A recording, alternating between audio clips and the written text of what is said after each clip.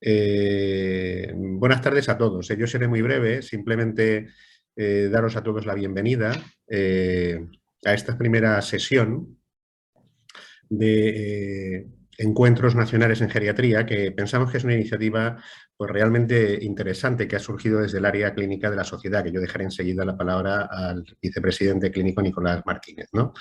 Pensamos que son sesiones realmente importantes porque permiten compartir vuestro conocimiento en el ámbito de la geriatría, pero también permiten distinguir prácticas diferentes que seguro que estáis haciendo a la hora de abordar los mismos problemas. Permite compartir también iniciativas que estáis poniendo en marcha y que se ven en el día a día de sesiones clínicas reales e incluso niveles asistenciales que algunos de vosotros disponéis y tenéis y estáis trabajando de forma intensiva y otros estáis todavía pendientes de implantarlos, implementarlos en el futuro, ¿no? Y además yo creo que son sesiones que permiten no solamente compartir conocimientos, sino que también permiten compartir ánimos y desánimos. Y eso siempre es bueno, ¿no? Para ir creando grupo y para que la gente no se venga abajo. Y también un punto que no hay que olvidar es que nos permite conocernos. ¿Qué están haciendo en Barcelona? ¿Qué están haciendo en Galicia? ¿Qué están haciendo en Madrid? ¿En tal hospital o en tal otro? ¿No? Y eso también genera una riqueza importante de relaciones entre los geriatras del país para poder hacer iniciativas conjuntas, para poder rotar, para poder pues escribir artículos también científicos, etcétera, etcétera. De manera que creemos que son puntos, un punto de encuentro que la verdad es que hacía falta y que aprovechando pues, el auge de estas nuevas tecnologías que hemos aprendido en los últimos años, pues nos ha permitido ponerlo en funcionamiento. Son sesiones que sabéis que van dirigidas a todas las personas que practicáis la geriatría ya como especialistas y también a los residentes, ¿no? Y entendemos que son sesiones que tendrán mucho interés para todos vosotros. Estamos abiertos a cualquier sugerencia, a cualquier crítica o a cualquier mejora que podamos hacer en las sucesivas ediciones.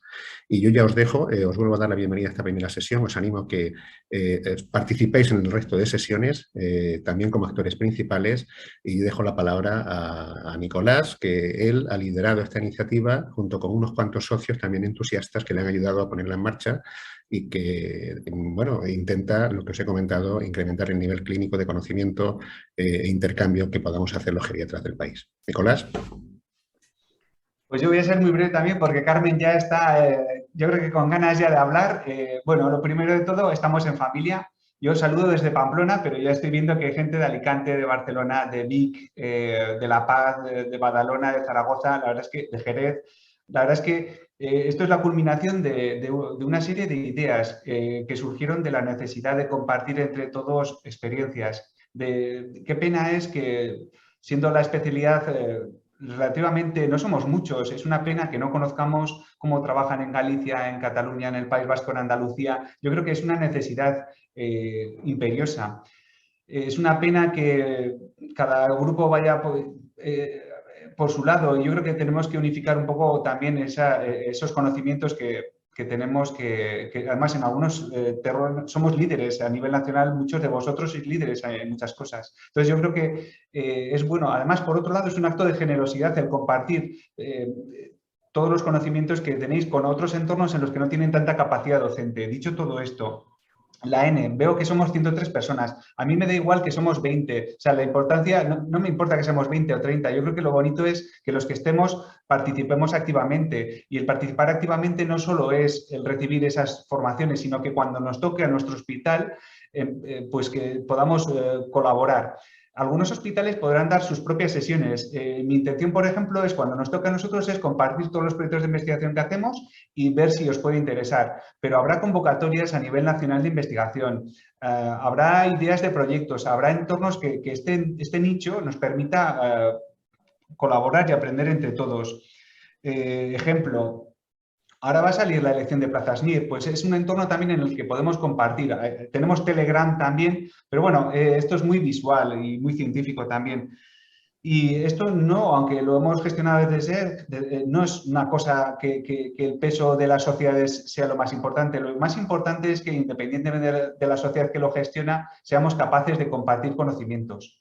Y hay un programa, ese programa seguro que nos equivocamos en muchas cosas, por favor, sentiros libres de modificar, de dar ideas. Y finalmente, y bueno, que tendría que haber sido al principio, quería dar muchas gracias a Eli, a Benito, a Esther. Seguro que se me olvida más personas que habéis estado ahí pendientes de todo y que, bueno, una cosa es generar la idea y otra cosa es llevarla a cabo como habéis hecho vosotros. Belén, muchas gracias también. Y nada, yo por mi parte dejo ya a Carmen, que seguro que nos hace una presentación estupenda. Y luego yo creo que Benito también va a ser el moderador de las preguntas. Un abrazo a todos desde Pamplona. Gracias. Buenos días a todos. Bueno, yo soy Carmen Ferrer, soy adjunta del Servicio de Geriatría y Cuidados Paliativos del Hospital Moisés Brossi en Barcelona y hoy os voy a hacer la sesión. Disculpad que voy a intentar compartir la pantalla. Vale. Vale. Ahora, creo que lo podéis ver bien. Hoy la sesión de hoy será una revisión sobre la amiloidosis cardíaca. En primer lugar, quería también agradecer a la SEC por esta iniciativa y que, bueno, para mí es un placer poder empezar con estas sesiones. La sesión va a tratar sobre la amiloidosis cardíaca. Como os he dicho, me voy a centrar principalmente en las guías de la Europea de Cardiología del año pasado, de 2021. Y sobre todo podréis ver que hablaré principalmente de la amiloidosis cardíaca por transtirretina. Empezaremos definiendo que la amiloidosis cardíaca es una enfermedad de depósito que se produce como consecuencia del acúmulo extracelular de fibras que producen una estructura inestable, se pliegan, se agregan y se terminan depositando, produciendo una alteración estructural en aquellos órganos que se depositan y, como consecuencia, la disfunción de estos órganos. A nivel histológico, estas fibras de amiloide se tiñen con rojo congo y proporcionan una birrefringencia verde cuando bajo la luz polarizada.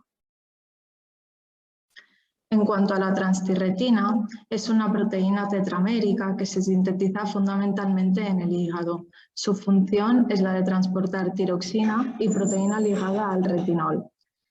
Esta transtirretina tiene predisposición para disgregarse en dímeros y monómeros, ya sea por una mutación genética o bien por otros factores asociados a la edad.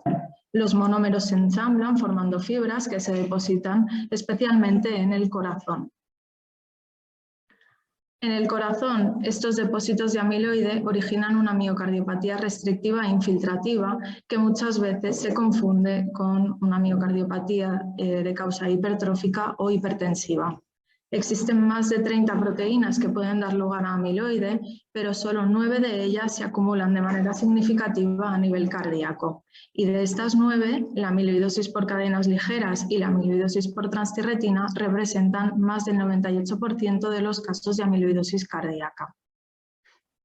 Como podéis ver en esta tabla, en la amiloidosis por cadenas ligeras se afecta el corazón con una frecuencia del 70%, frente a una frecuencia del 100% en la amiloidosis cardíaca por transtirretina en la forma wild type, lo que previamente se denominaba amiloidosis senil, y una frecuencia más variable entre un 30 y un 100% en la forma genética, dependiendo de la mutación que exista. La amiloidosis cardíaca es una enfermedad rara, pero actualmente se considera que está infradiagnosticada como causa habitual de enfermedad cardíaca. La amiloidosis por cadenas ligeras se ha considerado hasta el momento la forma más habitual, pero actualmente sabemos que la amiloidosis por transtirretina es la más frecuente. Como podéis ver en esta gráfica de aquí abajo, el número de casos de amiloidosis por transtirretina, tanto en la forma natural como en la forma genética, está aumentando exponencialmente en los últimos años. Y esto se debe a que han mejorado las técnicas de imagen, a que existe la posibilidad de realizar un diagnóstico no invasivo y además se están desarrollando terapias específicas para esta enfermedad. En este sentido, os dejo este editorial de 2019 en el que hacen una serie de afirmaciones, y es que la amiloidosis por transtirretina wild type incrementa con la edad, sobre todo en aquellos pacientes más añosos. Se han detectado depósitos de transtirretina en autopsias de personas con insuficiencia cardíaca y FEBI preservada mayores de 75 años en un 30% de los casos. Y también se ha detectado de manera incidental retención miocárdica de radiotrazador en gamografías óseas realizadas por otros motivos en mayores de 75 años.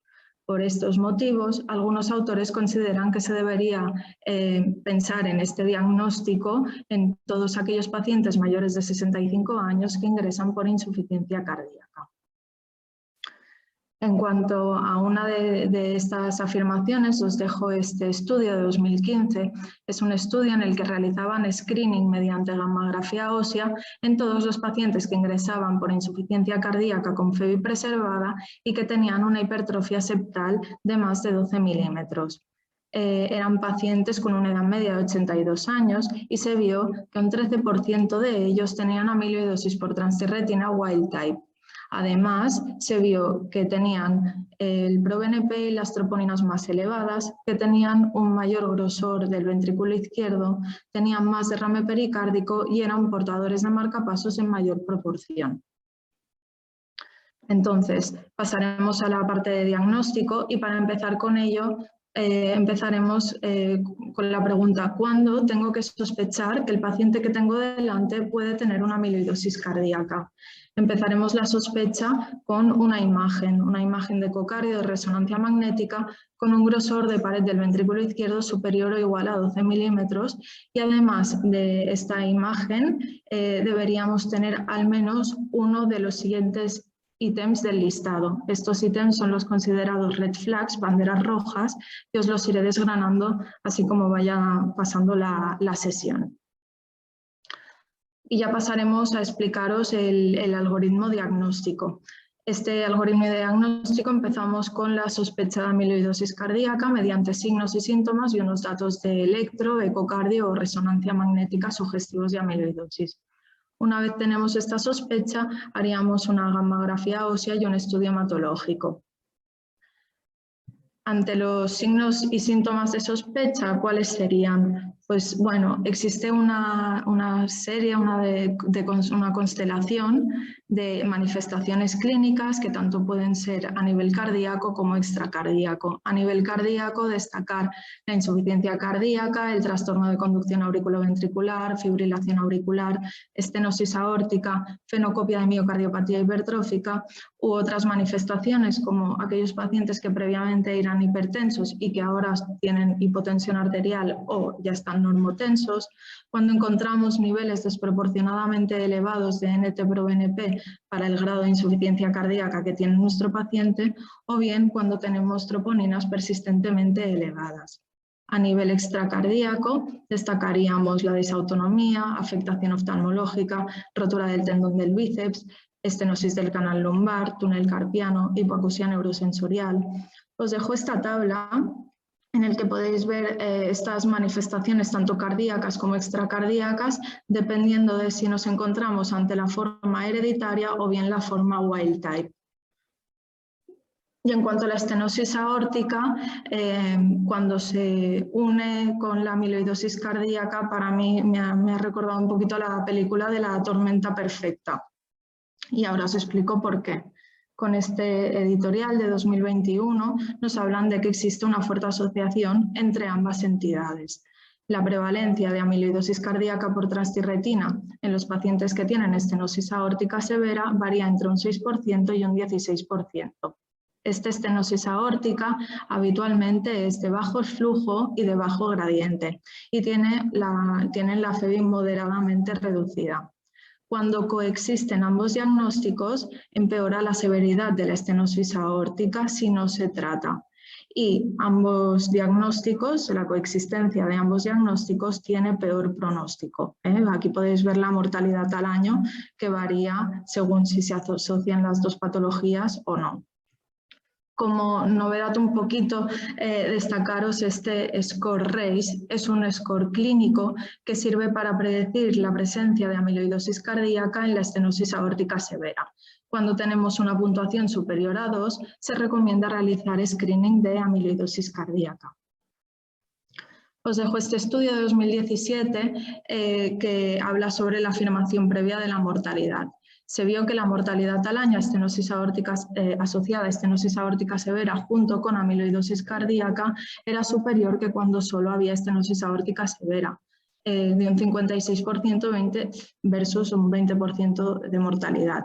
En este primer gráfico, veis un diagrama de boxplot en el que podéis ver que los pacientes que tenían ambas patologías eran más añosos, bastante más añosos y menor número que el otro grupo. Y en estas gráficas de Kaplan-Meier también podéis ver que cuando se asociaba la estenosis aórtica severa y la amiloidosis cardíaca, la mortalidad empeoraba, era mucho más significativa.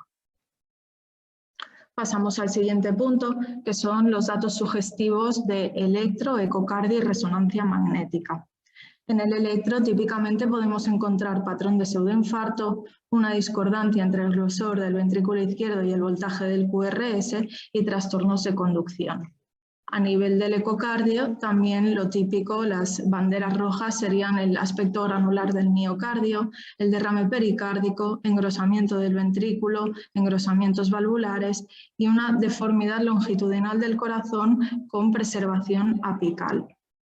Y en la resonancia magnética, típicamente veremos valores elevados de T1 nativo, aumento de volumen extracelular y presencia de realce tardío subendocárdico, además de las alteraciones en el grosor de las paredes y de la masa del ventrículo izquierdo.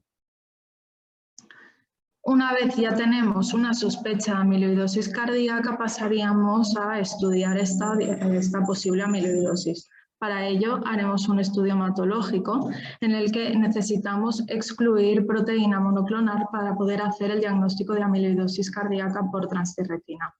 Para excluir esta proteína monoclonal haremos una inmunofijación en sangre, en orina y el estudio de cadenas ligeras libres en suero. Cuando se combinan estos tres test, tenemos una sensibilidad del 99% para poder identificar precursores de amiloidosis por cadenas ligeras. Y pasaremos finalmente a realizar la gammagrafía ósea.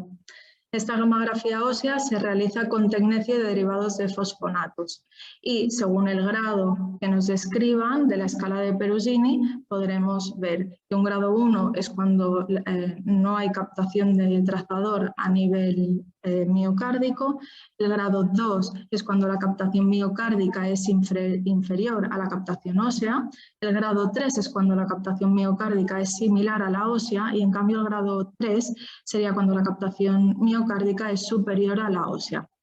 Lo bueno es que la gammagrafía nos permite detectar casos de amiloidosis cardíaca cuando la ecocardio y la resonancia magnética son todavía normales. Pero es importante que esta gammagrafía ósea incluya siempre SPECT para confirmar que la captación de radiotrazador está a nivel miocárdico y no intracavitario, porque la gammagrafía ósea puede tener falsos positivos y falsos negativos. Aquí os he querido destacar una serie de falsos positivos que he creído más interesantes.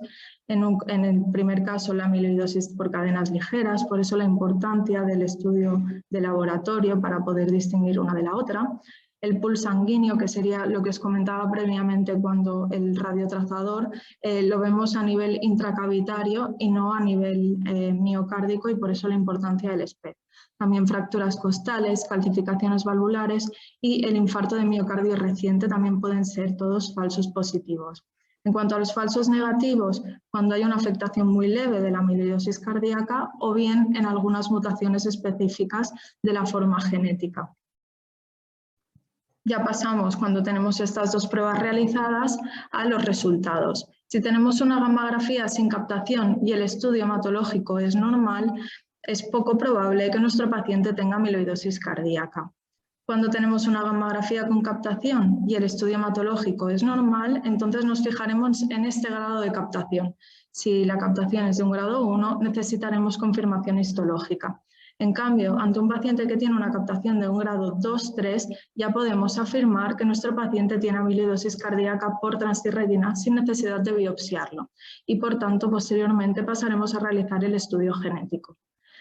Cuando tenemos una gammagrafía sin captación y el estudio hematológico es anormal, lo más posible es que sea una amiloidosis cardíaca por cadenas ligeras y cuando la gammagrafía capta y el estudio hematológico es anormal, podría ser o por cadenas ligeras o por transtirretina, por lo que en ambos casos necesitaremos una confirmación histológica.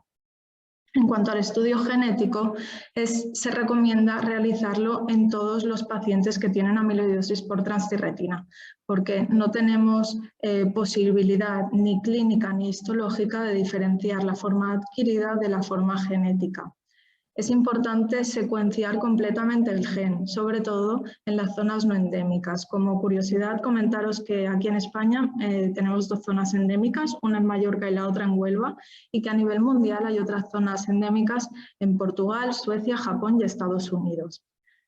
Constatar la mutación causal de la amiloidosis cardíaca nos permite ofrecer consejo genético y monitorizar a los portadores asintomáticos. Y este estudio de los portadores deberíamos hacerlo 10 años antes de la edad de inicio de los familiares afectos o bien cuando empiezan a tener síntomas. Pasamos ya al siguiente punto, que hablaríamos de pronóstico y como herramienta pronóstica la fragilidad. Os dejo este artículo de 2021, que es un estudio observacional con pacientes mayores de 65 años que tenían amiloidosis cardíaca por transtirretina en la forma wild type. De ellos se vio que 1/3 eran robustos, la mitad ya tenían una fragilidad inicial o moderada y en cambio solo un 15% tenían fragilidad avanzada. Como podéis ver, se vio que la mortalidad era del 25% y que cuando estratificábamos según el Clinical Frailty Scale, a mayor CFS, mayor mortalidad, pudiendo concluir que los pacientes ancianos que tenían amiloidosis por transtirretina wild type, la prevalencia de fragilidad era alta y que además es un factor de riesgo de mortalidad. Como todos sabéis, el Clinical Frailty Scale es una buena herramienta para medir la fragilidad y además es una herramienta sencilla que quizás en otras especialidades, como podría ser la cardiología, en las que no están tan acostumbrados a medir la fragilidad como nosotros, puede ser de bastante utilidad. El Clinical Frailty Scale ya ha demostrado poder pronóstico en la TAVI y además ahora ya se ha demostrado que tienen poder pronóstico en la amiloidosis por transtirretina wild type. Os dejo este otro artículo de 2021. Es un artículo más modesto, pero no por ello menos interesante. Me ha parecido que está muy bien. En este estudio describían el perfil de fragilidad en pacientes con amiloidosis por transtirretina wild type y analizaban la asociación de los diferentes constructos de fragilidad con la severidad de la miocardiopatía. Tenían una edad media los pacientes de 82 años y para medir la fragilidad usaron 2 herramientas. Una herramienta de acúmulo de déficits, como era el SEGA en este caso, y el fenotipo de fragilidad. Vieron que la frecuencia de fragilidad en la amiloidosis cardíaca era mayor que cuando lo comparaban con series en general de insuficiencia cardíaca en general. Yo os dejo este diagrama que también me ha parecido interesante, en el que los autores han intentado realizar una relación entre los dominios afectados de los diferentes constructos de la fragilidad y la constelación de manifestaciones clínicas producidas por la amiloidosis cardíaca. Finalmente, comentaros que existen otras herramientas pronósticas que son específicas de la amiloidosis.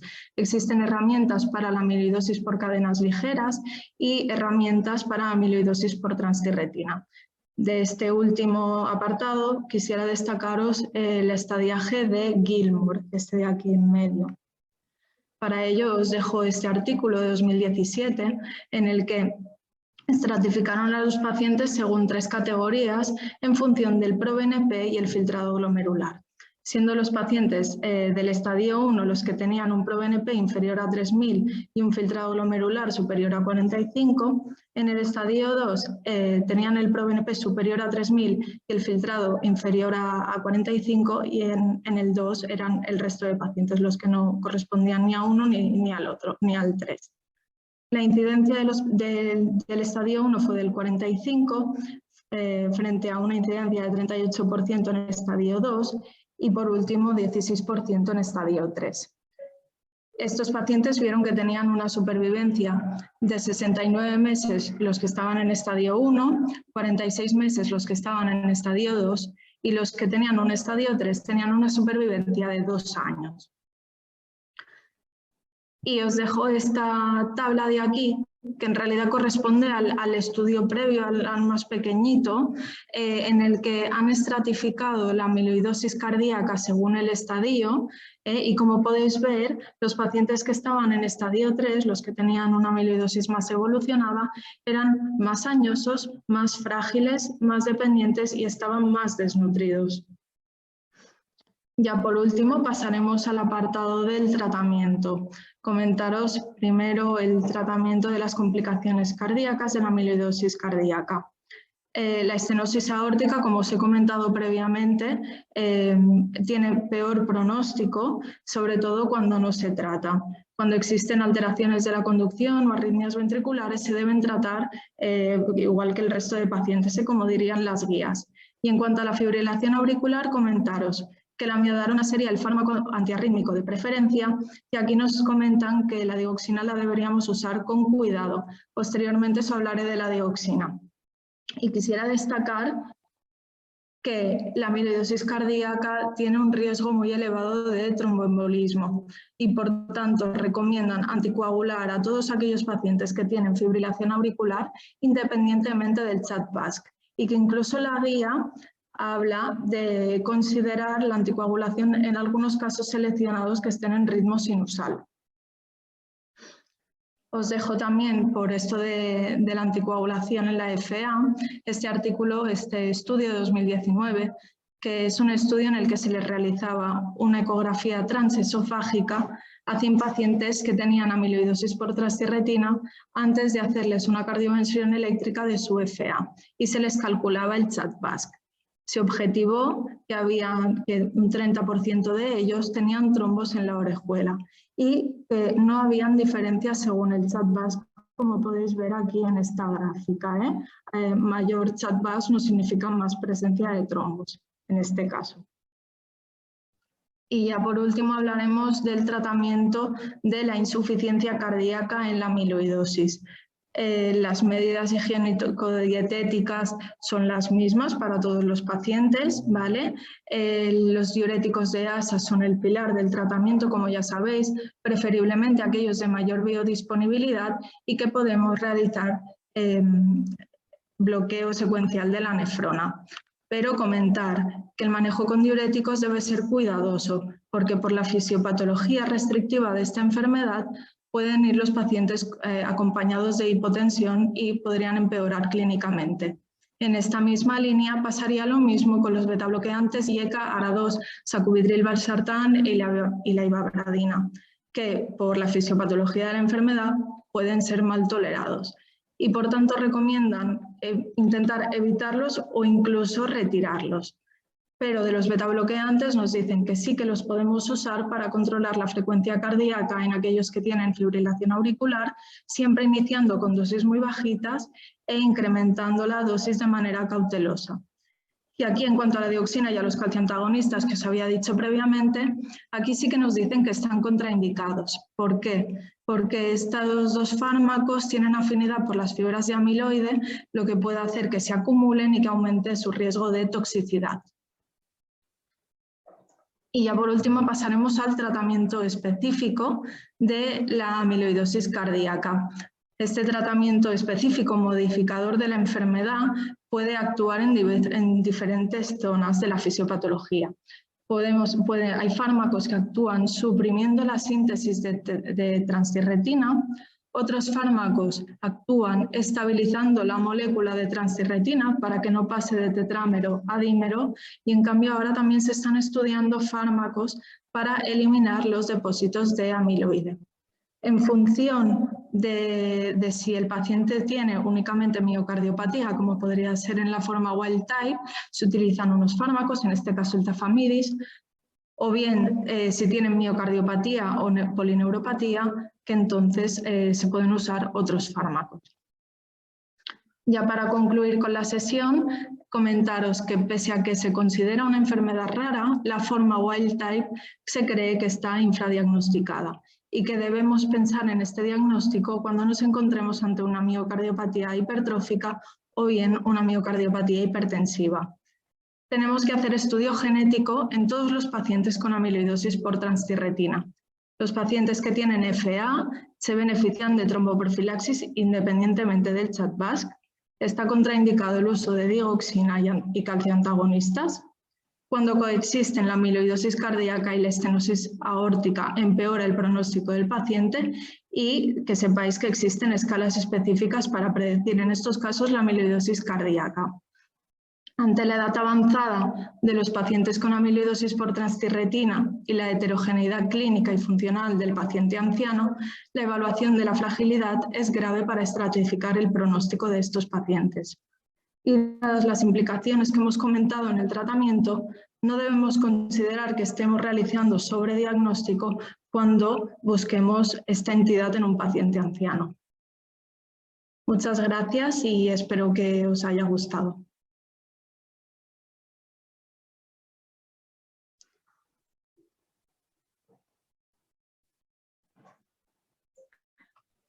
Dejo de compartir.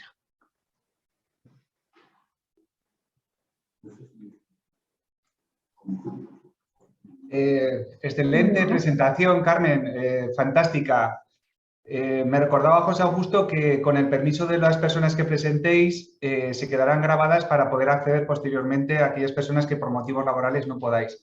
Y yo, antes de que Benito modere un poco las preguntas que vayan entrando, no quiero más que daros las gracias a todos por apoyarnos en esta iniciativa de que, bueno, al menos 150 participantes, algunos de los servicios serán compartidos esos ordenadores. Os agradecemos muchísimo, sinceramente, el apoyo que nos dais a esta iniciativa. José Augusto, ¿quieres comentarles tú algo? No, simplemente que, bueno, que también me ha parecido una sesión magnífica y que ha marcado, digamos, el primer paso, ¿no?, para un recorrido que esperemos que sea largo, fructífero y que os estimule a todos, ¿no?, a mantener el nivel cada vez más alto y unido y intercambiar lo que decía antes, ¿no?, al principio, conocimientos, experiencias, inquietudes y también a veces pues problemas, ¿no?, que eso también será bueno comentarlo. Y yo ya dejaría paso a la moderación, a Benito, si quiere introducir alguna pregunta que haya recogido de los asistentes. Y hay un compañero que nos está preguntando sobre el mecanismo del tafamidis, que es una de las últimas diapositivas que nos has puesto. Adelante. El tafamidis lo que actúa es a nivel de estabilización de la molécula de transtirretina para evitar, ¿no?, cuando se disgrega la molécula que pasa de tetrámeros a dímeros y posteriormente a monómeros, evita este paso de que se fragmente de tetrámeros a dímeros, evita la fragmentación de la molécula. Mira, también nos están comentando si interfiere cuál sería el mecanismo de la interferencia entre la estenosis aórtica severa y la amiloidosis cardíaca a la hora de de indicar la colocación de una tabla. Benito, por favor, cuando hables, dirígete al micrófono porque es que se te escucha regular, ¿sabes? Disculpa, tienes razón. No, nos están preguntando en la indicación de colocación de TAVI en los pacientes con estenosis aórtica, qué papel ha de jugar la amiloidosis cardíaca. Yo aprovecharía incluso para provocar un poco más a Carmen en el sentido de si es una asociación casual, si realmente la propia amiloidosis cardíaca puede ser la causa de la estenosis, o como mínimo que ella nos comente cuál es la opinión que tiene respecto a estos dos aspectos, si causa y o consecuencia y cómo interfieren a la hora de la indicación de TAVI.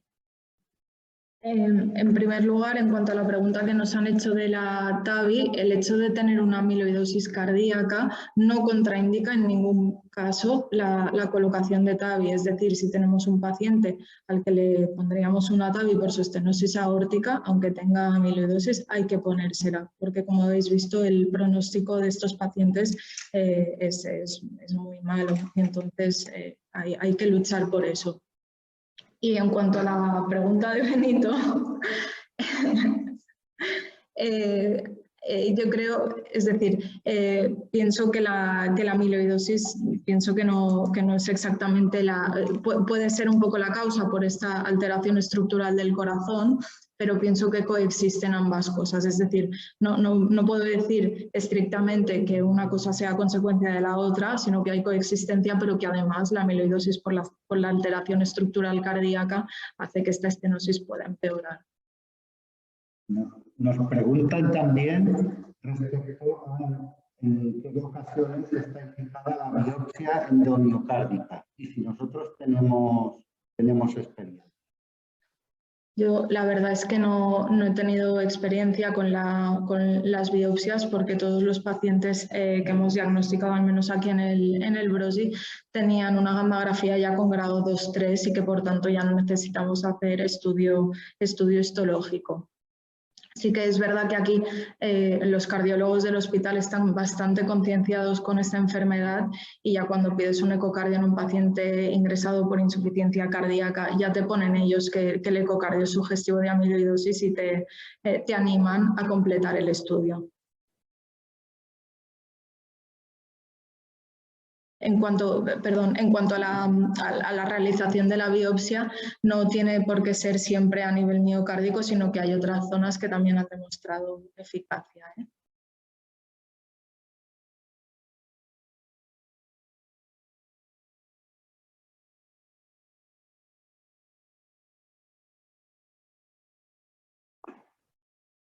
Yo tenía otra pregunta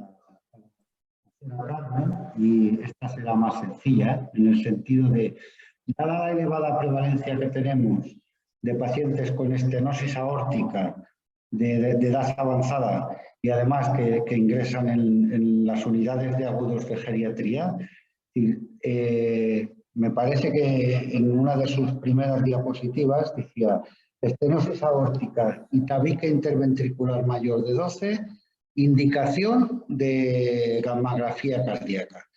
Y si me gustaría, sobre todo, si es un acuerdo, digamos, o la guía europea ya lo indica así, porque esto sí que puede tener trascendencia en nuestro manejo habitual, porque entiendo que además sería una prueba que se realiza en un único ingreso, con lo cual un diagnóstico precoz nos podría ayudar a un manejo, digamos, del caso más fino, por decirlo de alguna manera. Sí, en realidad lo que dicen las guías es que cuando te encuentras un tabique mayor de 12 y, por ejemplo, se asocia a estenosis aórtica o a insuficiencia cardíaca, que eso nos puede pasar, no sé, quizás en el 90% de los ingresos por insuficiencia cardíaca, un porcentaje muy, muy elevado, sí que se recomienda hacer el screening de amiloidosis cardíaca. Claro, nosotros la verdad es que no terminamos de ajustarnos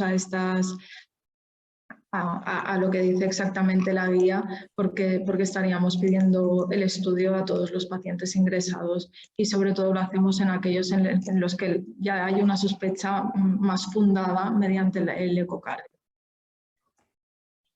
Nos preguntan también si la edad puede ser una contraindicación. Benito, te vuelvo a recordar que mires al micrófono, es que no se oye.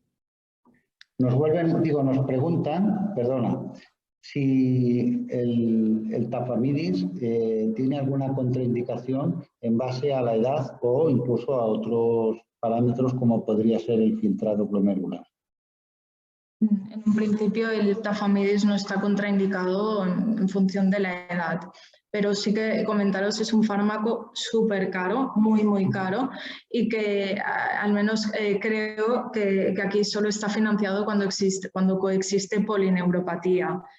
Cuando solo hay afectación cardíaca, de momento no se financia. Pero bueno, si algún día tenéis curiosidad por ver lo que cuesta, os animo porque es sorprendente.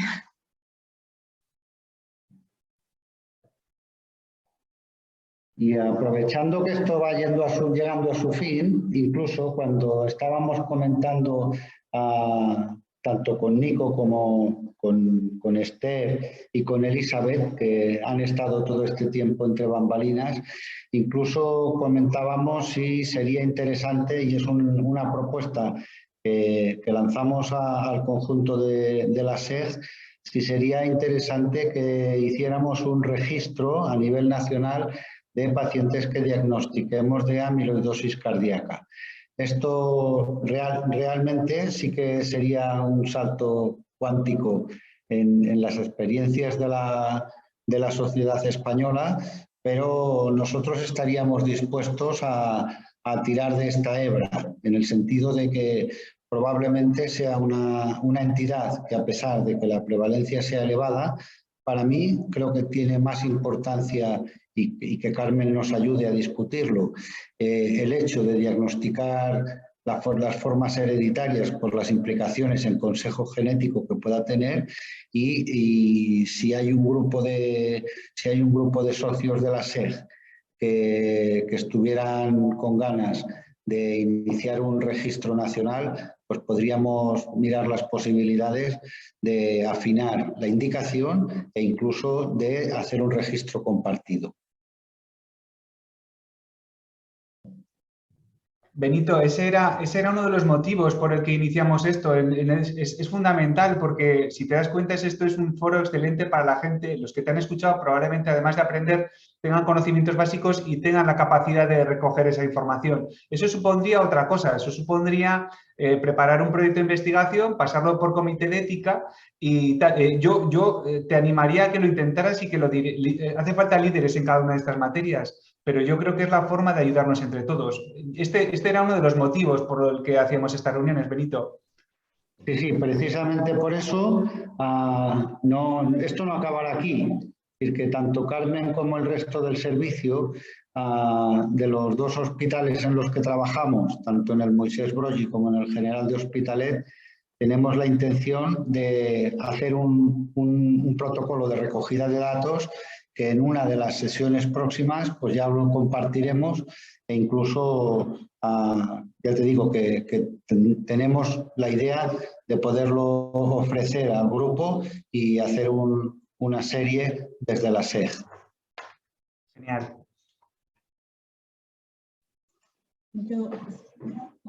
Me gustaría animaros con el diagnóstico de esta entidad, porque, como habéis visto, el manejo de la insuficiencia cardíaca tiene algunas peculiaridades y que, por tanto, pues, es importante en este sentido. Y después también con lo del estudio genético, al final es una analítica sanguínea que tampoco no es una prueba cruenta ni nada así, y que sí que es importante, sobre todo de cara a los que vienen, ¿vale? Al resto de familiares.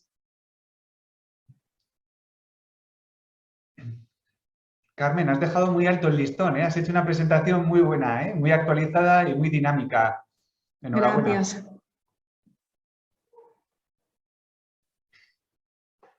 Pues Benito, tú mismo, si no entran más preguntas, yo creo que lo breve así también diseñado, fíjate, este espacio serviría también para abrir debates. Si alguno de los que nos están escuchando quisiera hacer alguna propuesta, yo creo que es un entorno cómodo en el que incluso puedes dar la cara y participar. Pero bueno, yo ahí lo lanzo, hemos empezado, ha salido genial. Eli, Benito, Esther, de verdad, muchísimas gracias y yo por mi parte nada más. Sí, yo comentarle a todos los asistentes por un problema de guión, digamos, o de conexión, en este caso solo hemos podido contestar a través del chat, pero que en las siguientes sesiones ya podremos entrar todos online, con lo cual, además, esta parte, digamos, de intercambio de caras que decía José Augusto y de conocernos los unos a los otros no quedará de lado, sino que a partir de la próxima sesión todos podremos interaccionar. Y yo me comprometo personalmente a que en unas semanas, en estos 10 minutillos al final de una de las sesiones, poder compartir el protocolo de recogida y la propuesta de estudio ya pasada por el CEA del centro.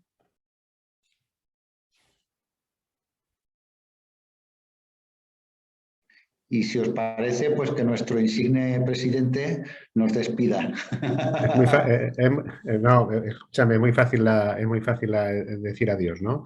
Gracias a todos por vuestra asistencia y animaos una vez más a que pues a través de este foro introduzcáis iniciativas y insisto, también preocupaciones y en qué estáis trabajando para captar más colaboración.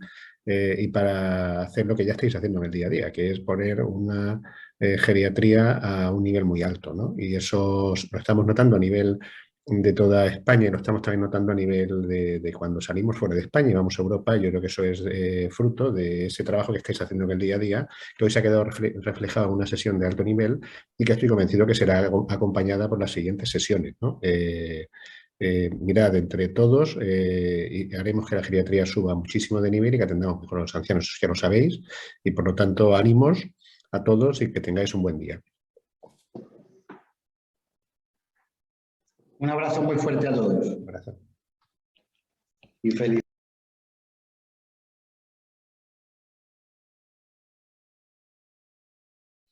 Aplicación. Buenas tardes a todos. Yo seré muy breve, simplemente daros a todos la bienvenida a esta primera sesión de encuentros nacionales en geriatría, que pensamos que es una iniciativa pues, realmente interesante que ha surgido desde el área clínica de la sociedad, que yo dejaré enseguida la palabra al vicepresidente clínico Nicolás Martínez, ¿no? Pensamos que son sesiones realmente importantes porque permiten compartir vuestro conocimiento en el ámbito de la geriatría, pero también permiten distinguir prácticas diferentes que seguro que estáis haciendo a la hora de abordar los mismos problemas. Permite compartir también iniciativas que estáis poniendo en marcha y que se ven en el día a día de sesiones clínicas reales e incluso niveles asistenciales que algunos de vosotros disponéis y tenéis y estáis trabajando de forma intensiva y otros estáis todavía pendientes de implantarlos, implementarlos en el futuro, ¿no? Y además yo creo que son sesiones que permiten no solamente compartir conocimientos, sino que también permiten compartir ánimos y desánimos. Y eso siempre es bueno, ¿no? Para ir creando grupo y para que la gente no se venga abajo. Y también un punto que no hay que olvidar es que nos permite conocernos. ¿Qué están haciendo en Barcelona, qué están haciendo en Galicia, qué están haciendo en Madrid, en tal hospital o en tal otro, ¿no? Y eso también genera una riqueza importante de relaciones entre los geriatras del país para poder hacer iniciativas conjuntas, para poder rotar, para poder pues escribir artículos también científicos, etcétera, etcétera. De manera que creemos que son puntos, un punto de encuentro que la verdad es que hacía falta y que aprovechando pues, el auge de estas nuevas tecnologías que hemos aprendido en los últimos años, pues nos ha permitido ponerlo en funcionamiento. Son sesiones que sabéis que van dirigidas a todas las personas que practicáis la geriatría ya como especialistas y también a los residentes, ¿no? Y entendemos que son sesiones que tendrán mucho interés para todos vosotros. Estamos abiertos a cualquier sugerencia, a cualquier crítica, a cualquier mejora que podamos hacer en las sucesivas ediciones. Y yo ya os dejo, os vuelvo a dar la bienvenida a esta primera sesión, os animo a que participéis en el resto de sesiones, también como actores principales, y dejo la palabra a Nicolás, que él ha liderado esta iniciativa junto con unos cuantos socios también entusiastas que le han ayudado a ponerla en marcha y que, bueno, intenta, lo que os he comentado, incrementar el nivel clínico de conocimiento e intercambio que podamos hacer los geriatras del país. Nicolás. Pues yo voy a ser muy breve también porque Carmen ya está, yo creo que con ganas ya de hablar. Bueno, lo primero de todo, estamos en familia. Yo os saludo desde Pamplona, pero ya estoy viendo que hay gente de Alicante, de Barcelona, de Vic, de La Paz, de Badalona, de Zaragoza, la verdad es que de Jerez. La verdad es que esto es la culminación de una serie de ideas que surgieron de la necesidad de compartir entre todos experiencias. Qué pena es que, siendo la especialidad relativamente, no somos muchos, es una pena que no conozcamos cómo trabajan en Galicia, en Cataluña, en el País Vasco, en Andalucía. Yo creo que es una necesidad imperiosa.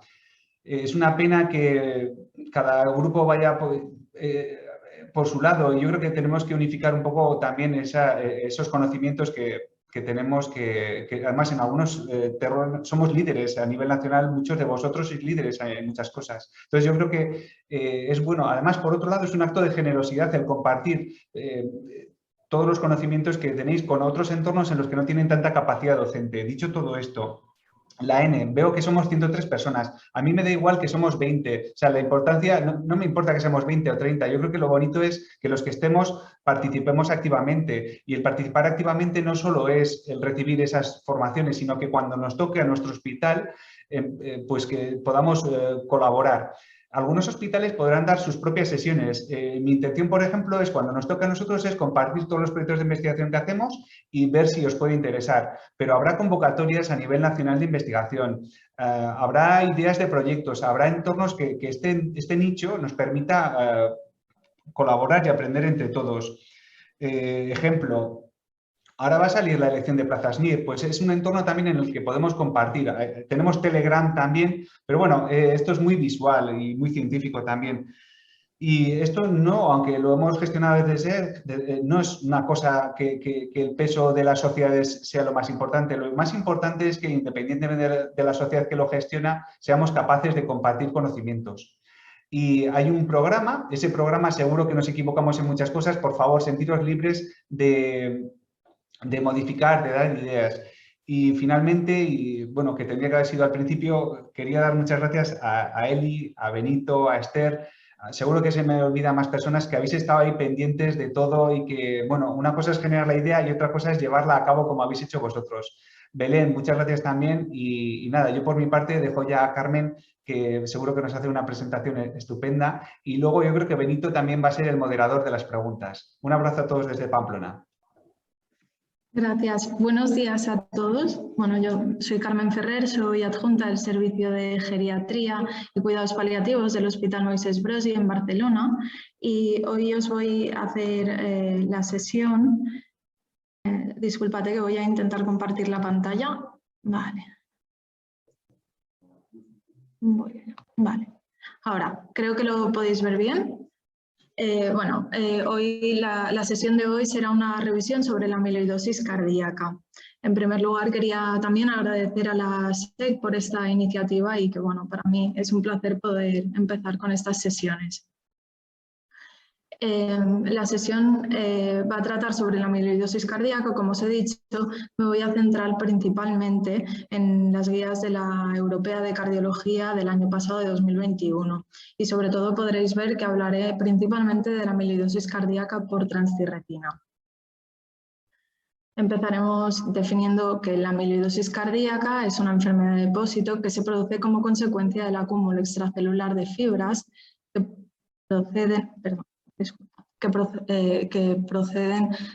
producen una estructura inestable, se pliegan, se agregan y se terminan depositando, produciendo una alteración estructural en aquellos órganos que se depositan y, como consecuencia, la disfunción de estos órganos.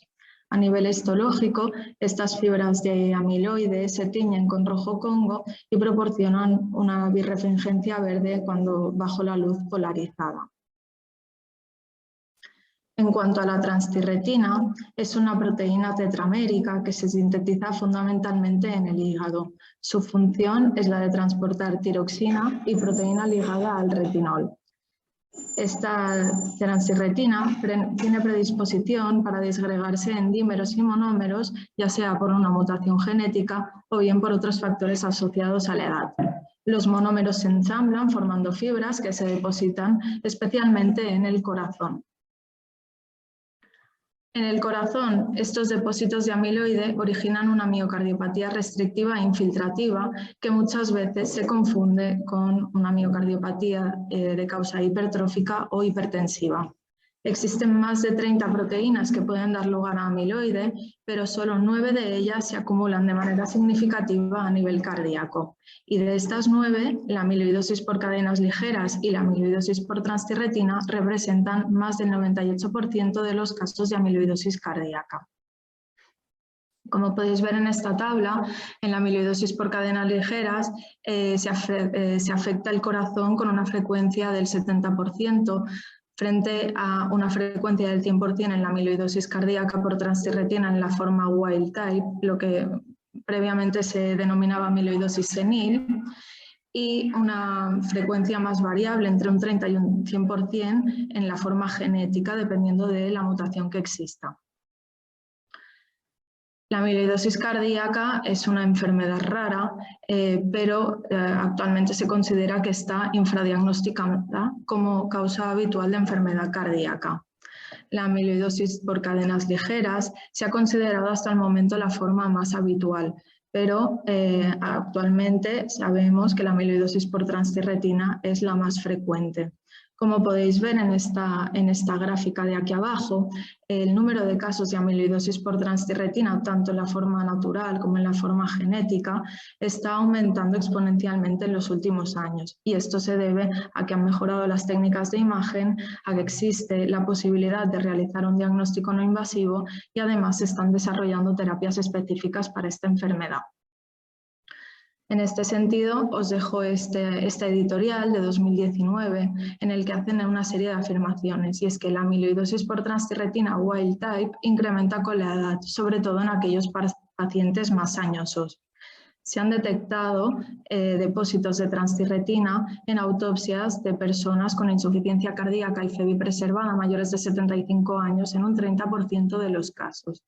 Y también se ha detectado de manera incidental retención miocárdica de radiotrazador en gamografías óseas realizadas por otros motivos en mayores de 75 años. Por estos motivos, algunos autores consideran que se debería pensar en este diagnóstico en todos aquellos pacientes mayores de 65 años que ingresan por insuficiencia cardíaca. En cuanto a una de estas afirmaciones, os dejo este estudio de 2015. Es un estudio en el que realizaban screening mediante gamografía ósea en todos los pacientes que ingresaban por insuficiencia cardíaca con FEBI preservada y que tenían una hipertrofia septal de más de 12 milímetros. Eran pacientes con una edad media de 82 años y se vio que un 13% de ellos tenían amiloidosis por transtirretina wild type. Además, se vio que tenían el proBNP y las troponinas más elevadas, que tenían un mayor grosor del ventrículo izquierdo, tenían más derrame pericárdico y eran portadores de marcapasos en mayor proporción. Entonces, pasaremos a la parte de diagnóstico y para empezar con ello, empezaremos con la pregunta: ¿cuándo tengo que sospechar que el paciente que tengo delante puede tener una amiloidosis cardíaca? Empezaremos la sospecha con una imagen de ecocardio de resonancia magnética con un grosor de pared del ventrículo izquierdo superior o igual a 12 milímetros, y además de esta imagen deberíamos tener al menos uno de los siguientes ítems del listado. Estos ítems son los considerados red flags, banderas rojas, y os los iré desgranando así como vaya pasando la sesión. Y ya pasaremos a explicaros el algoritmo diagnóstico. Este algoritmo de diagnóstico empezamos con la sospecha de amiloidosis cardíaca mediante signos y síntomas y unos datos de electro, ecocardio o resonancia magnética sugestivos de amiloidosis. Una vez tenemos esta sospecha, haríamos una gamografía ósea y un estudio hematológico. Ante los signos y síntomas de sospecha, ¿cuáles serían? Pues bueno, existe una constelación de manifestaciones clínicas que tanto pueden ser a nivel cardíaco como extracardíaco. A nivel cardíaco, destacar la insuficiencia cardíaca, el trastorno de conducción auriculoventricular, fibrilación auricular, estenosis aórtica, fenocopia de miocardiopatía hipertrófica u otras manifestaciones como aquellos pacientes que previamente eran hipertensos y que ahora tienen hipotensión arterial o ya están normotensos. Cuando encontramos niveles desproporcionadamente elevados de NT-proBNP para el grado de insuficiencia cardíaca que tiene nuestro paciente, o bien cuando tenemos troponinas persistentemente elevadas. A nivel extracardíaco, destacaríamos la disautonomía, afectación oftalmológica, rotura del tendón del bíceps, estenosis del canal lumbar, túnel carpiano, hipoacusia neurosensorial. Os dejo esta tabla en el que podéis ver estas manifestaciones tanto cardíacas como extracardíacas, dependiendo de si nos encontramos ante la forma hereditaria o bien la forma wild type. Y en cuanto a la estenosis aórtica, cuando se une con la amiloidosis cardíaca, para mí me ha recordado un poquito la película de La tormenta perfecta. Y ahora os explico por qué. Con este editorial de 2021 nos hablan de que existe una fuerte asociación entre ambas entidades. La prevalencia de amiloidosis cardíaca por transtirretina en los pacientes que tienen estenosis aórtica severa varía entre un 6% y un 16%. Esta estenosis aórtica habitualmente es de bajo flujo y de bajo gradiente y tienen la FEBI moderadamente reducida. Cuando coexisten ambos diagnósticos, empeora la severidad de la estenosis aórtica si no se trata. Y ambos diagnósticos, la coexistencia de ambos diagnósticos tiene peor pronóstico. Aquí podéis ver la mortalidad al año que varía según si se asocian las dos patologías o no. Como novedad un poquito, destacaros este score RACE. Es un score clínico que sirve para predecir la presencia de amiloidosis cardíaca en la estenosis aórtica severa. Cuando tenemos una puntuación superior a 2, se recomienda realizar screening de amiloidosis cardíaca. Os dejo este estudio de 2017 que habla sobre la afirmación previa de la mortalidad. Se vio que la mortalidad al año asociada a estenosis aórtica severa junto con amiloidosis cardíaca era superior que cuando solo había estenosis aórtica severa, de un 56% versus un 20% de mortalidad. En este primer gráfico, en este veis un diagrama de box plot, en el que podéis ver que los pacientes que tenían ambas patologías eran más añosos, bastante más añosos y menor número que el otro grupo. Y en estas gráficas de Kaplan-Meier también podéis ver que cuando se asociaba la estenosis aórtica severa y la amiloidosis cardíaca, la mortalidad empeoraba, era mucho más significativa. Pasamos al siguiente punto, que son los datos sugestivos de electro, ecocardio y resonancia magnética. En el electro típicamente podemos encontrar patrón de pseudoinfarto, una discordancia entre el grosor del ventrículo izquierdo y el voltaje del QRS y trastornos de conducción. A nivel del ecocardio, también lo típico, las banderas rojas serían el aspecto granular del miocardio, el derrame pericárdico, engrosamiento del ventrículo, engrosamientos valvulares y una deformidad longitudinal del corazón con preservación apical. Y en la resonancia magnética, típicamente veremos valores elevados de T1 nativo, aumento de volumen extracelular y presencia de realce tardío subendocárdico, además de las alteraciones en el grosor de las paredes y de la masa del ventrículo izquierdo. Una vez ya tenemos una sospecha de amiloidosis cardíaca, pasaríamos a estudiar esta posible amiloidosis. Para ello haremos un estudio hematológico en el que necesitamos excluir proteína monoclonal para poder hacer el diagnóstico de amiloidosis cardíaca por transtirretina. Para excluir esta proteína monoclonal haremos una inmunofijación en sangre, en orina y el estudio de cadenas ligeras libres en suero. Cuando se combinan estos tres test, tenemos una sensibilidad del 99% para poder identificar precursores de amiloidosis por cadenas ligeras. Y pasaremos finalmente a realizar la gammagrafía ósea.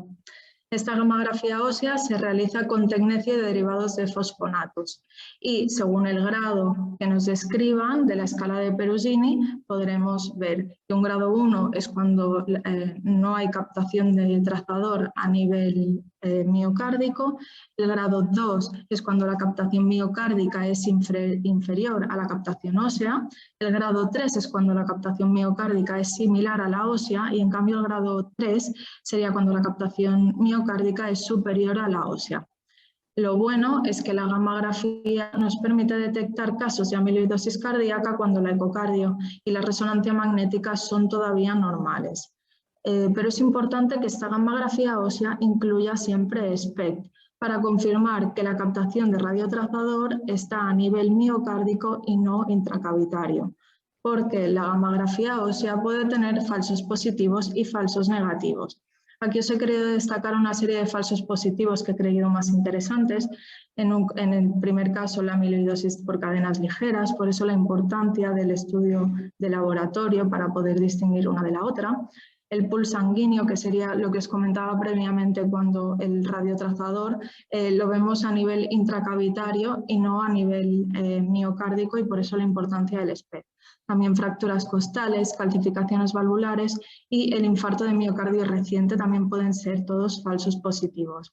En cuanto a los falsos negativos, cuando hay una afectación muy leve de la amiloidosis cardíaca o bien en algunas mutaciones específicas de la forma genética. Ya pasamos, cuando tenemos estas dos pruebas realizadas, a los resultados. Si tenemos una gammagrafía sin captación y el estudio hematológico es normal, es poco probable que nuestro paciente tenga amiloidosis cardíaca. Cuando tenemos una gammagrafía con captación y el estudio hematológico es normal, entonces nos fijaremos en este grado de captación. Si la captación es de un grado 1, necesitaremos confirmación histológica. En cambio, ante un paciente que tiene una captación de un grado 2-3, ya podemos afirmar que nuestro paciente tiene amiloidosis cardíaca por transtirretina sin necesidad de biopsiarlo y, por tanto, posteriormente pasaremos a realizar el estudio genético. Cuando tenemos una gammagrafía sin captación y el estudio hematológico es anormal, lo más posible es que sea una amiloidosis cardíaca por cadenas ligeras, y cuando la gammagrafía capta y el estudio hematológico es anormal, podría ser o por cadenas ligeras o por transtirretina, por lo que en ambos casos necesitaremos una confirmación histológica.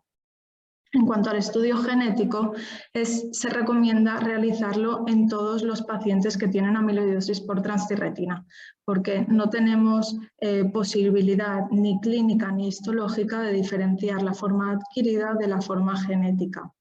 Es importante secuenciar completamente el gen, sobre todo en las zonas no endémicas. Como curiosidad, comentaros que aquí en España tenemos 2 zonas endémicas, una en Mallorca y la otra en Huelva, y que a nivel mundial hay otras zonas endémicas en Portugal, Suecia, Japón y Estados Unidos. Constatar la mutación causal de la amiloidosis cardíaca nos permite ofrecer consejo genético y monitorizar a los portadores asintomáticos. Y este estudio de los portadores deberíamos hacerlo 10 años antes de la edad de inicio de los familiares afectos o bien cuando empiezan a tener síntomas. Pasamos ya al siguiente punto, que hablaríamos de pronóstico y como herramienta pronóstica la fragilidad. Os dejo este artículo de 2021, que es un estudio observacional con pacientes mayores de 65 años que tenían amiloidosis cardíaca por transtirretina en la forma wild type. De ellos se vio que 1/3 eran robustos, la mitad ya tenían una fragilidad inicial o moderada y en cambio solo un 15% tenían fragilidad avanzada. Como podéis ver, se vio que la mortalidad era del 25% y que cuando estratificábamos según el Clinical Frailty Scale, a mayor CFS, mayor mortalidad, pudiendo concluir que los pacientes ancianos que tenían amiloidosis por transtirretina wild type, la prevalencia de fragilidad era alta y que además es un factor de riesgo de mortalidad. Como todos sabéis, el Clinical Frailty Scale es una buena herramienta para medir la fragilidad y además es una herramienta sencilla que quizás en otras especialidades, como podría ser la cardiología, en las que no están tan acostumbrados a medir la fragilidad como nosotros, puede ser de bastante utilidad.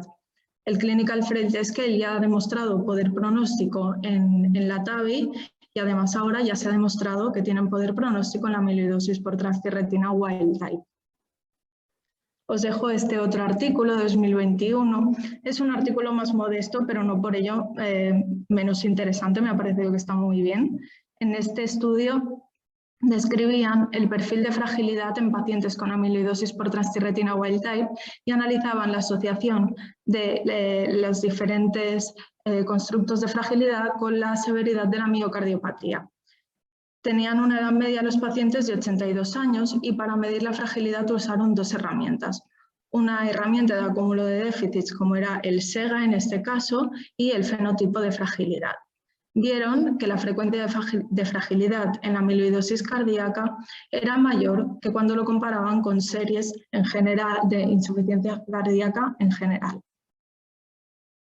Yo os dejo este diagrama que también me ha parecido interesante, en el que los autores han intentado realizar una relación entre los dominios afectados de los diferentes constructos de la fragilidad y la constelación de manifestaciones clínicas producidas por la amiloidosis cardíaca.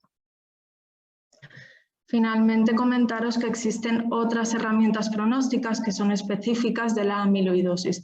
Existen herramientas para la amiloidosis por cadenas ligeras y herramientas para amiloidosis por transtirretina. De este último apartado quisiera destacaros el estadiaje de Gilmour, este de aquí en medio.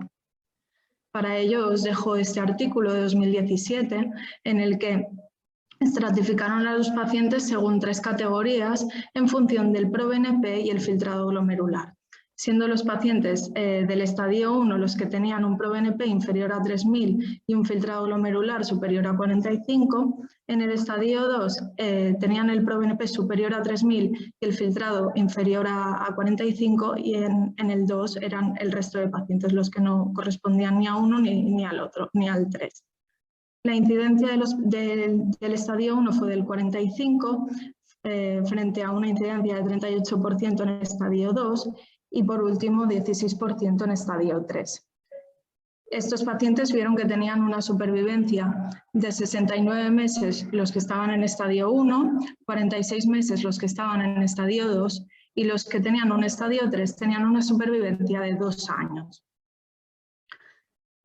Y os dejo esta tabla de aquí, que en realidad corresponde al estudio previo, al más pequeñito, en el que han estratificado la amiloidosis cardíaca según el estadio, y como podéis ver, los pacientes que estaban en estadio 3, los que tenían una amiloidosis más evolucionada, eran más añosos, más frágiles, más dependientes y estaban más desnutridos. Ya por último pasaremos al apartado del tratamiento. Comentaros primero el tratamiento de las complicaciones cardíacas de la amiloidosis cardíaca.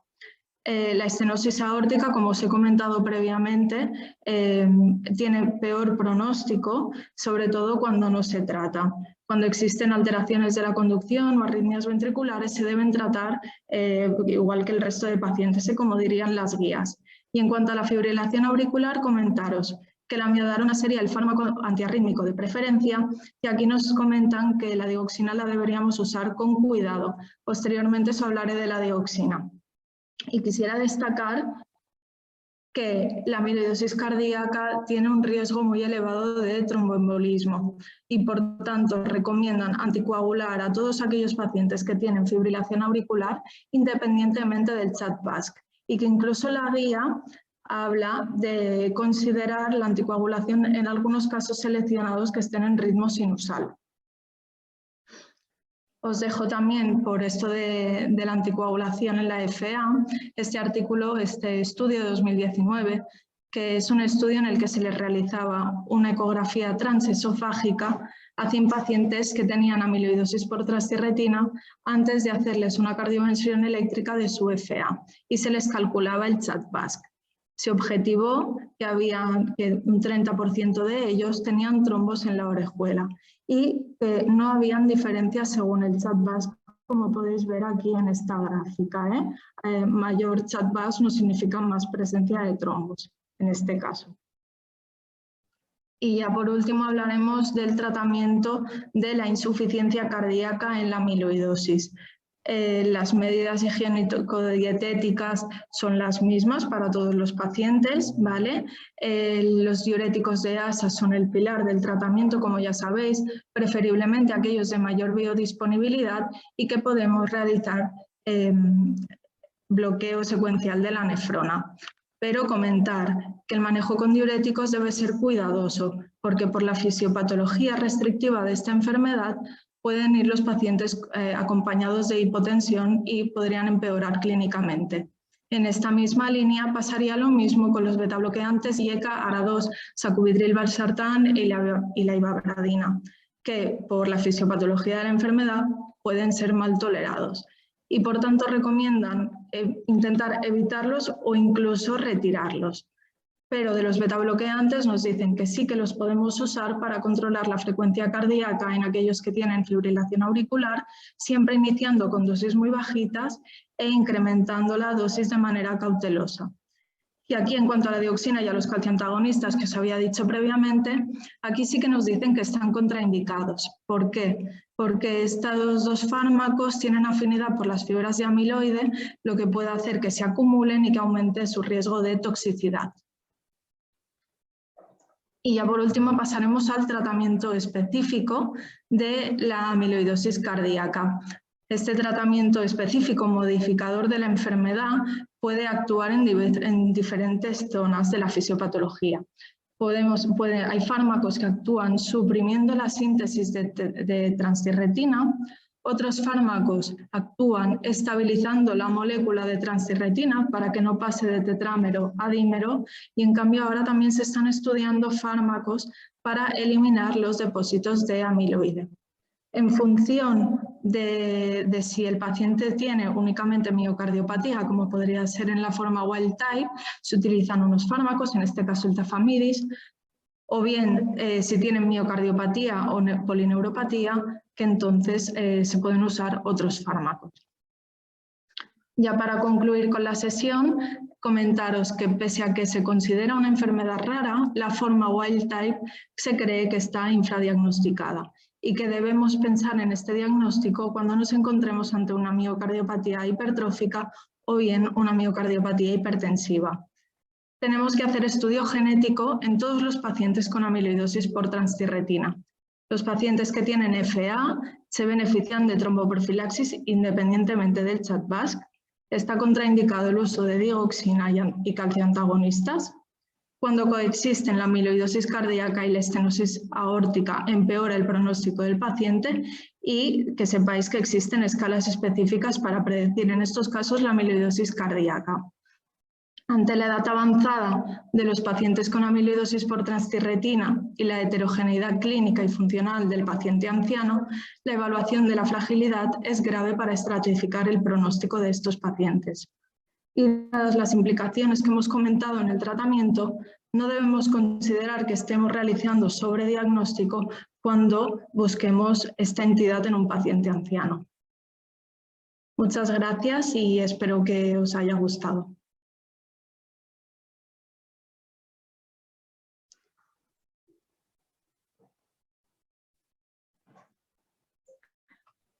Dejo de compartir.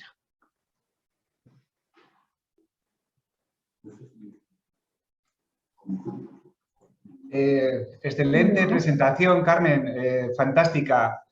Me recordaba José Augusto que con el permiso de las personas que presentéis se quedarán grabadas para poder acceder posteriormente a aquellas personas que por motivos laborales no podáis.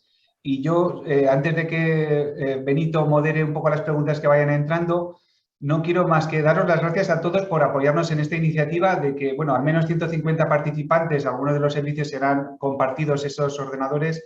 Os agradecemos muchísimo, sinceramente, el apoyo que nos dais a esta iniciativa. José Augusto, ¿quieres comentarles tú algo? No, simplemente que, bueno, que también me ha parecido una sesión magnífica y que ha marcado, digamos, el primer paso, ¿no?, para un recorrido que esperemos que sea largo, fructífero y que os estimule a todos, ¿no?, a mantener el nivel cada vez más alto y unido y intercambiar lo que decía antes, ¿no?, al principio, conocimientos, experiencias, inquietudes y también a veces, pues, problemas, ¿no?, que eso también será bueno comentarlo. Y yo ya dejaría paso a la moderación, a Benito, si quiere introducir alguna pregunta que haya recogido de los asistentes. Y hay un compañero que nos está preguntando sobre el mecanismo del tafamidis, que es una de las últimas diapositivas que nos has puesto. Adelante.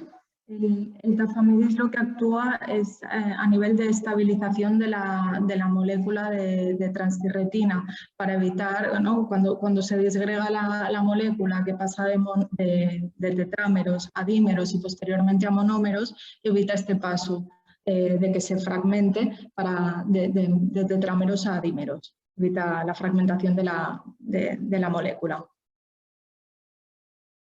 Mira, también nos están comentando si interfiere cuál sería el mecanismo de la interferencia entre la estenosis aórtica severa y la amiloidosis cardíaca a la hora de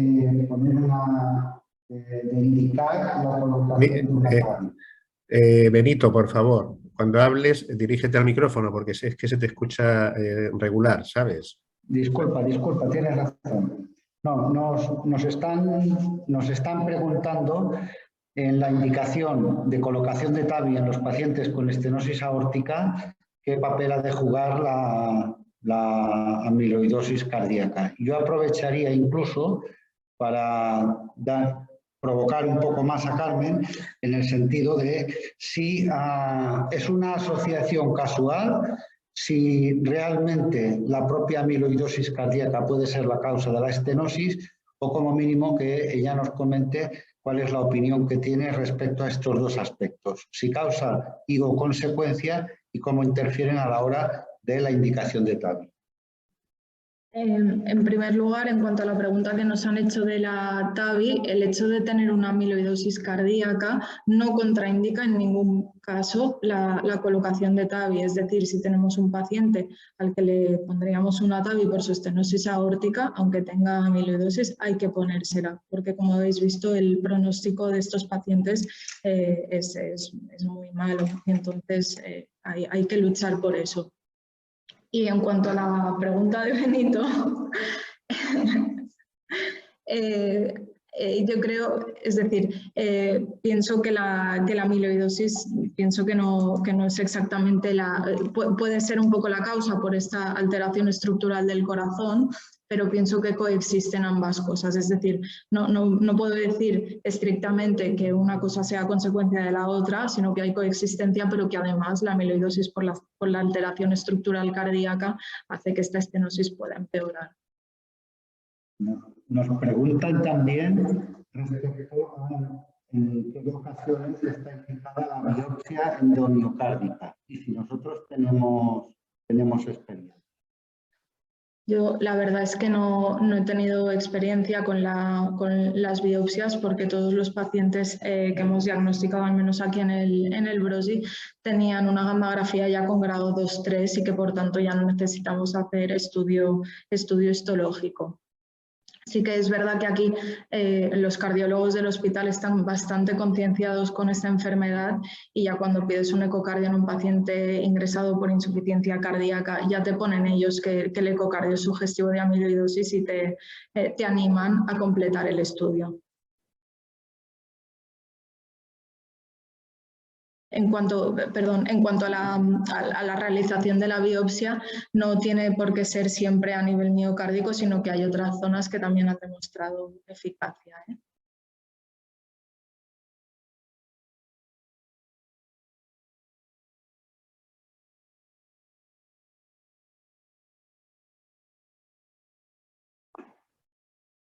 Yo tenía otra pregunta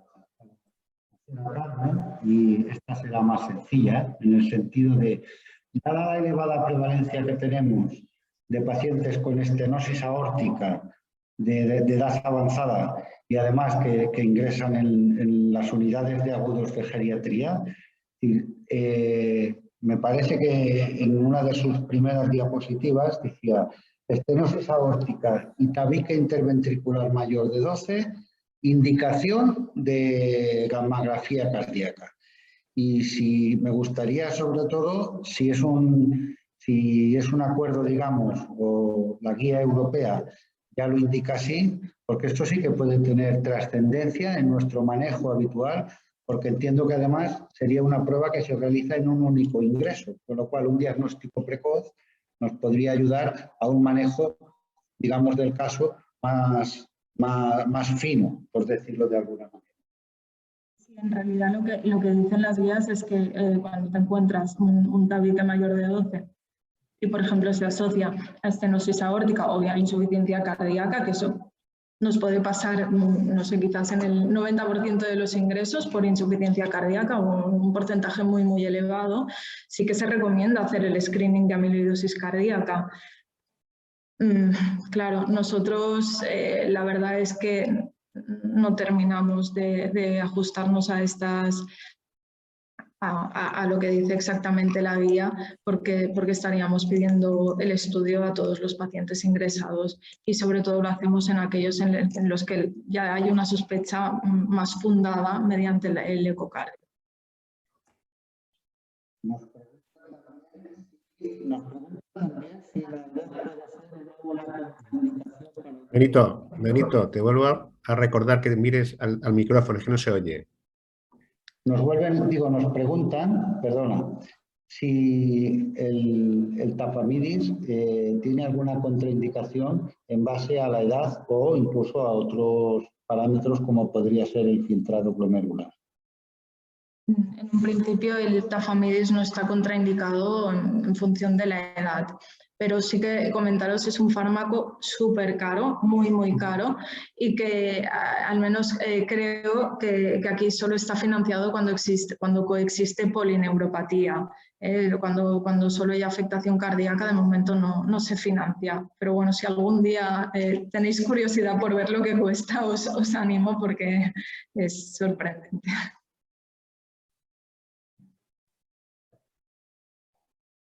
Y aprovechando que esto va llegando a su fin, incluso cuando estábamos comentando tanto con Nico como con Esther y con Elizabeth, que han estado todo este tiempo entre bambalinas, incluso comentábamos si sería interesante, y es una propuesta que lanzamos al conjunto de la SEG, si sería interesante que hiciéramos un registro a nivel nacional de pacientes que diagnostiquemos de amiloidosis cardíaca.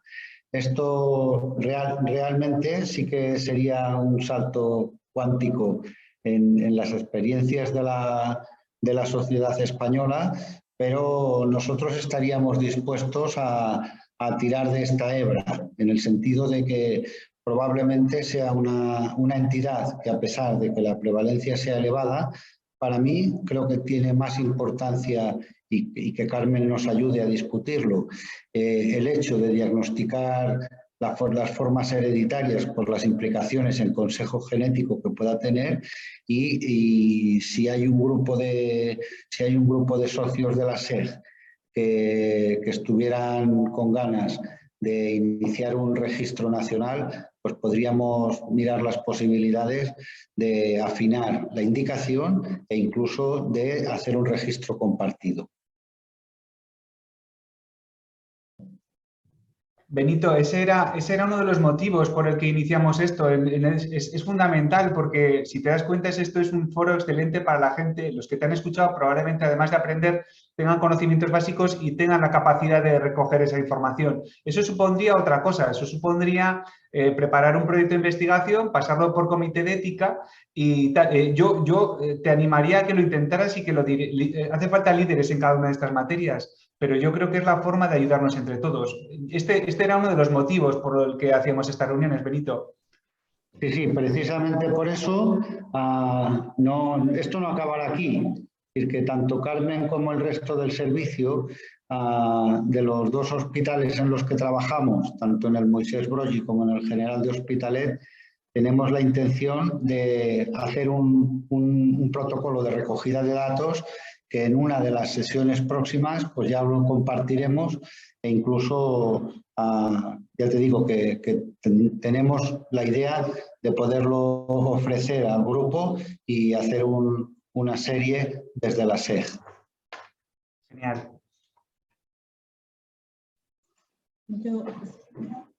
Me gustaría animaros con el diagnóstico de esta entidad, porque como habéis visto, el manejo de la insuficiencia cardíaca tiene algunas peculiaridades y que por tanto pues, es importante en este sentido. Y después también con lo del estudio genético, al final es una analítica sanguínea que tampoco no es una prueba cruenta ni nada así, y que sí que es importante sobre todo de cara a los que vienen, ¿vale? Al resto de familiares.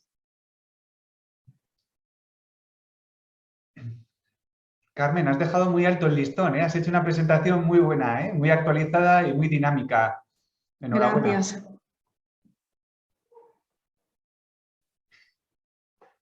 Pues Benito, tú mismo, si no entran más preguntas, yo creo que lo breve así también diseñado, fíjate, este espacio serviría también para abrir debates. Si alguno de los que nos están escuchando quisiera hacer alguna propuesta, yo creo que es un entorno cómodo en el que incluso puedes dar la cara y participar. Pero bueno, yo ahí lo lanzo, hemos empezado, ha salido genial. Eli, Benito, Esther, de verdad, muchísimas gracias y yo por mi parte nada más. Sí, yo comentarle a todos los asistentes por un problema de guión, digamos, o de conexión, en este caso solo hemos podido contestar a través del chat, pero que en las siguientes sesiones ya podremos entrar todos online, con lo cual además esta parte, digamos, de intercambio de caras que decía José Augusto y de conocernos los unos a los otros, no quedará de lado, sino que a partir de la próxima sesión todos podremos interaccionar. Y yo me comprometo personalmente a que en unas semanas, en estos 10 minutillos al final de una de las sesiones, poder compartir el protocolo de recogida y la propuesta de estudio ya pasada por el CEA del centro.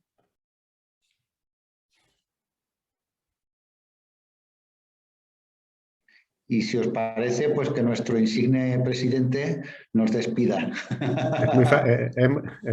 Escúchame, es muy fácil decir adiós, ¿no?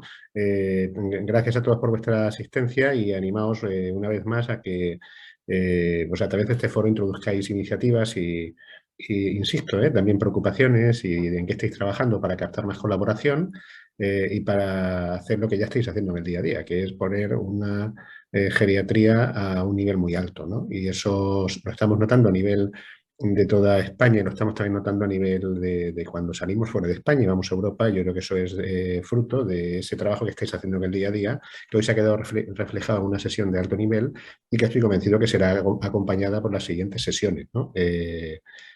Mirad, entre todos y haremos que la geriatría suba muchísimo de nivel y que atendamos mejor a los ancianos, eso ya lo sabéis, y por lo tanto ánimos a todos y que tengáis un buen día. Un abrazo muy fuerte a todos. Un abrazo. Y feliz.